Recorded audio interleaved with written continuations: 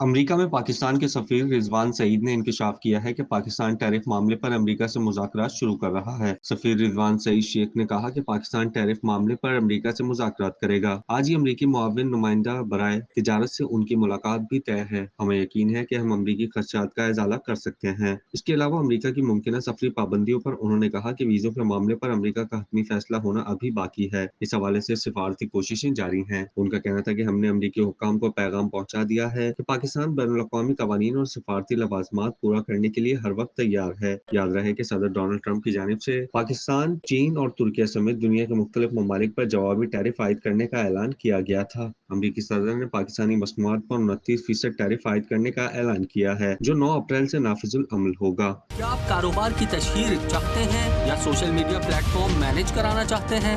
تو دیر کیسی، ابھی رابطہ کریں اونلی نیوز کی ٹیم سے۔ ہمارا کانٹیکٹ نمبر آپ کی اسکرین پر ہے۔